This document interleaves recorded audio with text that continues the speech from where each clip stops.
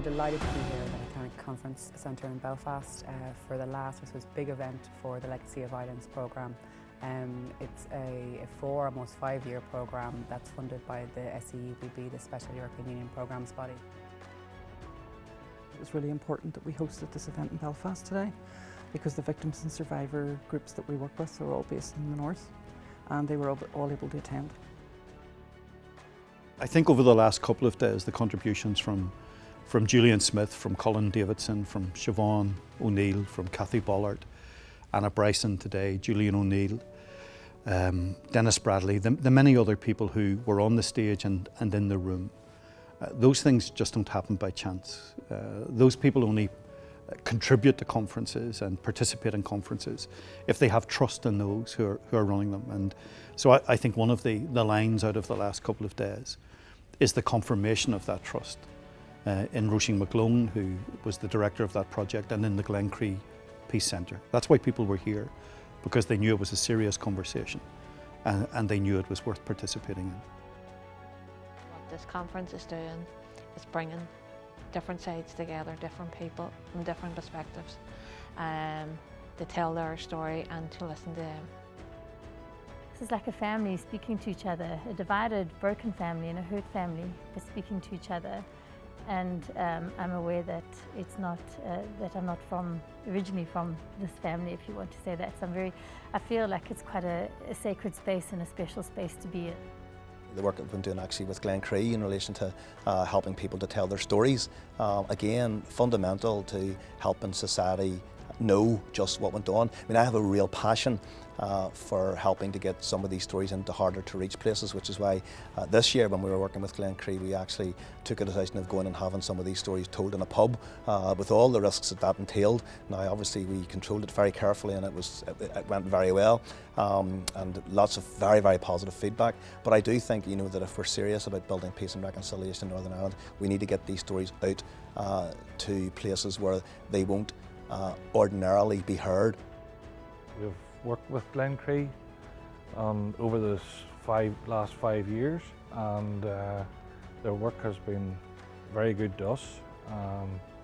As I say, we're a group very tight-knit and don't often work with other groups. It would be fair to say that we're not the only country in the world or countries in the world that have struggled to find a way to deal with the past. We shouldn't make ourselves unique, because we're not. Human beings are very unkind to each other. You could go to any place in the world that has been through a past like we have and find that the things that we struggle with are in common. Colombia, South Africa, you know, we could name, unfortunately, any number of other places. So I think we struggle with it because it is difficult and it's raw. Across the world, when societies come out of conflict, when you have transitional justice, I think it's very difficult to strike that balance between looking after victims and survivors. And I think one of the challenges that we have faced is the Good Friday Agreement.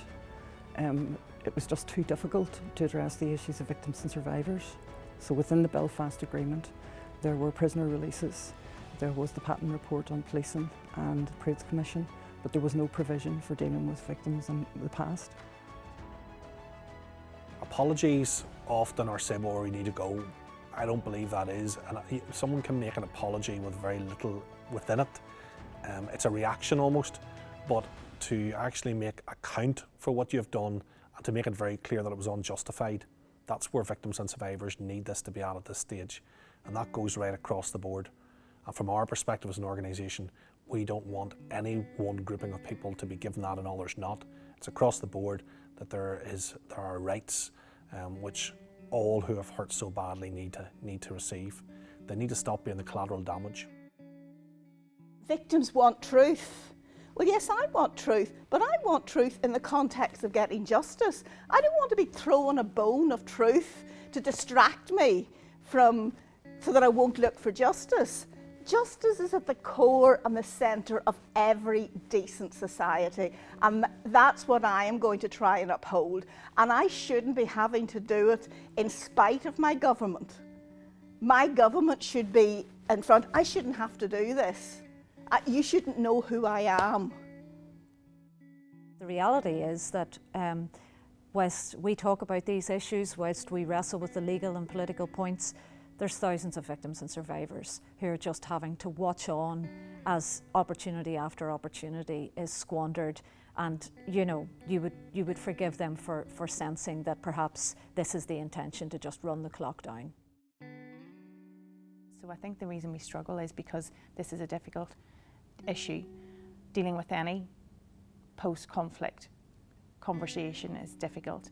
The important bit is creating the space to actually listen to each other and understand that at a very human level, we probably all have experienced something quite traumatic that's brought us to the place where we want to have these conversations.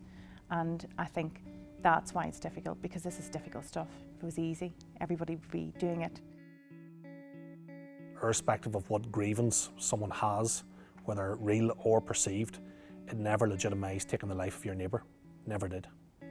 There is an unwillingness from anyone to account for what was done, and what wasn't done. And I think until that happens, reconciliation will prove impossible. It's not that we weren't dealing with the past, but we were dealing in the past within the criminal justice system. So that you were having things like some events were getting inquiries, like the Bloody Sunday event. Other events were not getting inquiries, those types of public inquiries.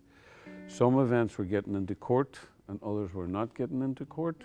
Policing felt that it was being burdened by having to deal with the present and to deal with the past. And that wasn't fair, and it was kind of hindering the forward movement of policing. The Ombudsman's office was feeling the exact same thing. And you go through a whole lot of the institutions. There was those feelings that the past was interfering with the present efforts to actually get on with whatever their task or their mission was. Having our inquest and having our loved ones declared innocent was brilliant. The official version was that the army was under attack by gunmen, gunwomen, and even the priest was a gunman. Although the families, each and every family, knew that their loved ones was entirely innocent, to have Justice Keegan say they were innocent was amazing. And I think other families deserve that. They deserve to get the truth. They deserve that pain, that them questions don't go away. They have to be addressed, they have to be answered.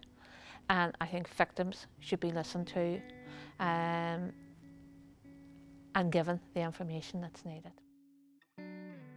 Just because something is difficult does not mean that it should be ignored or swept under the carpet. That's why we're still on this merry-go-round. I feel it's why we're still on this merry-go-round after so many years.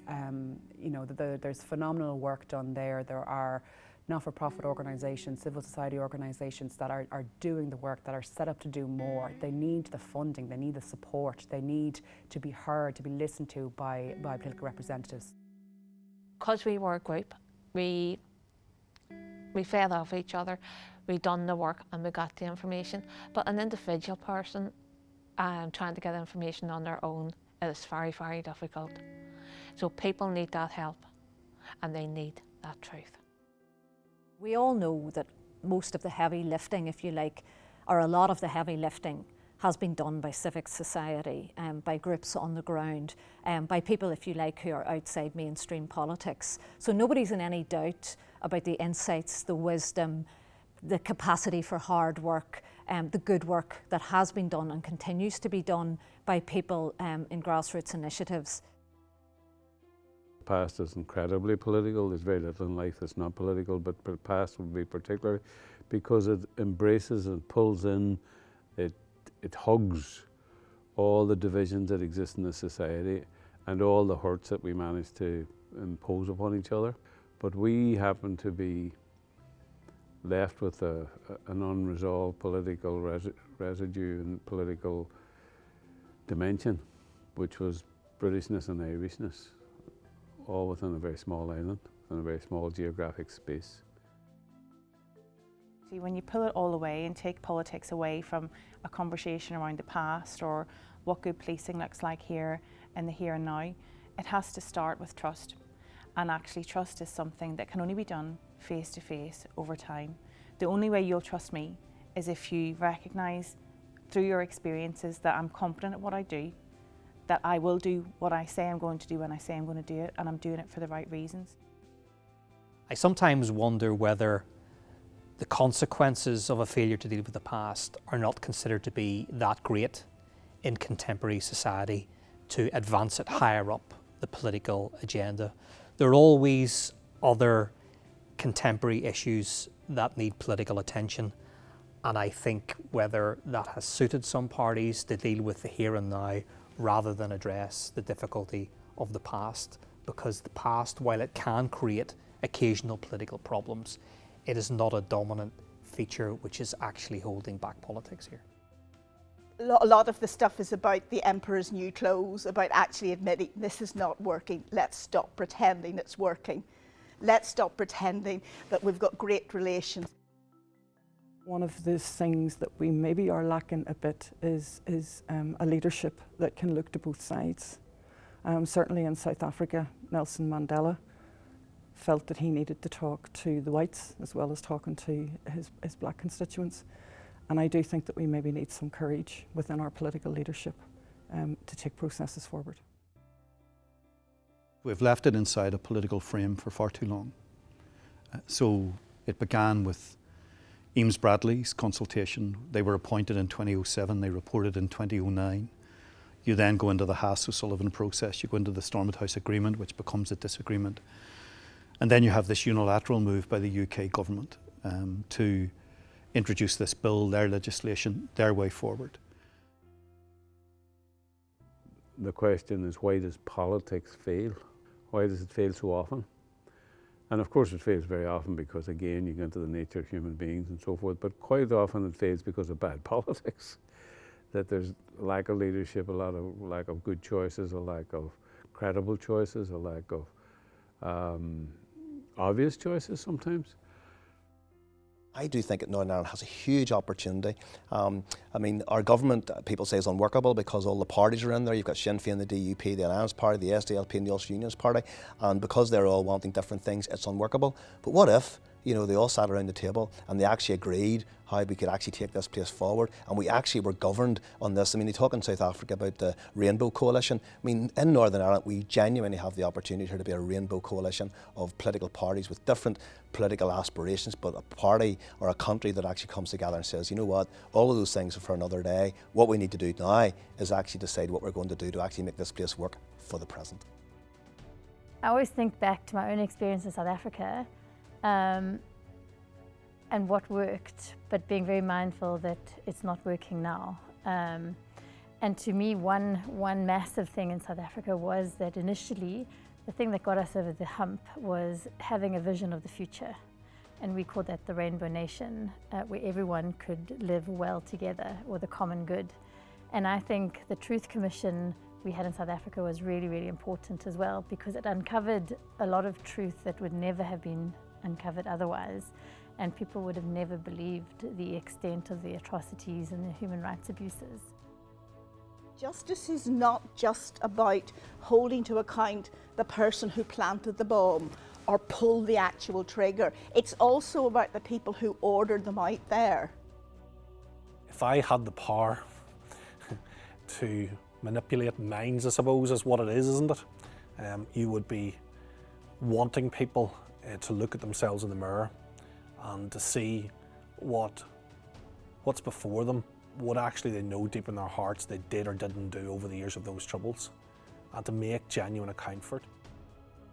A key enabler of whatever we do, which is that relationship building, taking it away from politics and bringing it back to people, relationships, and then interactions between us. It's very difficult, I think, to not see the humanity in someone else when you're sitting opposite them, even if they have got a very different perspective or lived experience than you. You can connect with them on a very human level if you open yourself to that. And I think that's going to be essential for us as we move forward now in the next 25 years. They're playing the generational game, I feel, because, you know, you're 30 years on down the line from a peace process, and that's how much further have you come on? You know, there's concession after concession to the perpetrators, but the innocent victims are always the ones that's never never sort of put where they need to be put, and that's paramount in any process. We didn't draw any kind of a clean line under the conflict here. There's precious little agreement about the causes of the conflict. Indeed, it deeply divides opinion. My role is simply to report the discussion and the development of proposals, not to advance any particular proposal myself, but what is clear to me with the existing proposals is that they don't have wider buy-in, and that leaves a huge question as to whether or not they will succeed. And you'll have heard over the last couple of days that no one believes this is about addressing the past. They believe it's about closing down the past. And no one party to the conflict should be designing a process to impose on others. So that's the big mistake in all of this, that we've allowed all of this to get caught in the swamp of politics for far too long. Unilateral decision making is deeply, deeply unhelpful at the moment. The one thing that's abundantly clear, and that I really hope the governments, the politicians kind of in charge take note of, is that one thing that has brought everyone together is a resounding rejection of this proposal, of this amnesty proposal. There's a family in Fermanagh called the Grahams, and they lost one sister at an accident at a checkpoint when she was wearing her uniform, her green Finch UDR uniform. And then subsequently, three of her brothers murdered one by one. Now, the state couldn't save them and protect them, but the very least it owes them is to keep the possibility of justice alive for that family and not hand it over as a present to the people responsible. I think there's only ever been one way to deal with this, and that is to take it away from us. And what I mean by that is it should have been given to an international team with pens free of emotional ink. Now, I don't mean that you ignore the individual stories, the emotional explosions around all of those stories. Those stories have to be front and centre in every process. But in terms of trying to write some analysis of the conflict years and how we made that journey into peace, I think that has to be done by others and not by us. We're all far too close to it. We're stitched into the fabric of this place. We're all sort of emotionally involved. So we've needed international help for every other phase of the process. And yet on the two biggest questions that face us, our past and our future, we think we can do it ourselves. And we're kidding no one other than ourselves if we believe that's the way forward. We have to be realistic about the need for, I suppose, buy-in at the highest level matched by public support for proposals that at least suggests that it's likely that whatever is agreed is going to be workable on the ground. We do have some excellent templates in terms of the Mitchell talks, the Denis Bradley consultative group on the past, and the Stormont House Agreement. But we're just actually struggling to implement any of those. Surprised myself today that I have been very pessimistic in the last period of time about things happening within this sphere, about this, and more depressed that I think that those who have been very badly hurt are going to get further hurt. So if I had power, I would probably now, and I hadn't thought about saying this up to today, that I would probably go back to saying implement that which the report that I was involved with Robin Eames and about 6 other people in drawing up 12, 14 years ago now, right? Because I think it's a comprehensive report. I mean, sometimes when you get involved with a report, one of your big fears is that when the report comes out, you realise, oh dear God, we forgot about that. Or we answered that badly, you know, we didn't really address that, or we missed the point. 14 years on, I would say we didn't miss that much. It still stands, you know, it stands the test of time, and it's much less complex than the one they're proposing at the moment. And while it wouldn't be easy, but none of this will be easy. It's possible. There's a difference between easy and possible, and it's possible. So if I had that power now, I would say implement that. I think, and it's my personal perspective, it's not my professional perspective as a serving officer, We need some sort of architecture, and the best that I've seen in my experience so far is definitely the Denis Bradley report. I think it provides the architecture that we need to start having structured conversations about our past in a really safe way, and I think that would really help us all move forward. If I was like First Minister or something and I had the power to do what I could in Northern Ireland, I think I would try to do something which actually made politics here kinder, because I do think that the politics that we have is unkind. I think it's extremely sectorial. I think each party, certainly the big parties, you know, are looking after their own. So if you're a unionist party, you're looking after all things unionist, and if you're a Republican party, you're looking after all things Republican. And what we need here is a coming together where we can actually start to look at things just because we're all here. This programme has been exceptional and really, really meaningful, and a lot of that is down to the phenomenal work of the programme manager Roisín McGlone and the broader programme team, with their commitment, their personal sacrifice, their sense of, I suppose, walking the journey along with the individuals, with the victims and survivors groups. Sadly, this programme is coming to an end. I suppose I personally would like to reaffirm Glencree's commitment to continuing to walk that journey with victims and survivors groups, with our brothers and sisters and neighbours in the north. So if I had the power to make something different, I'd ask for a magic wand. I'd make politics go away, and I'd bring something to this process that we haven't tried up to this point, and that would be people from outside of us, international help. And I would magic away those years when we've lied about the truth, and I'd bring forward the prospect of delivering something to people which is much better than what we have. Understanding, of course, that there is no such thing as absolute truth.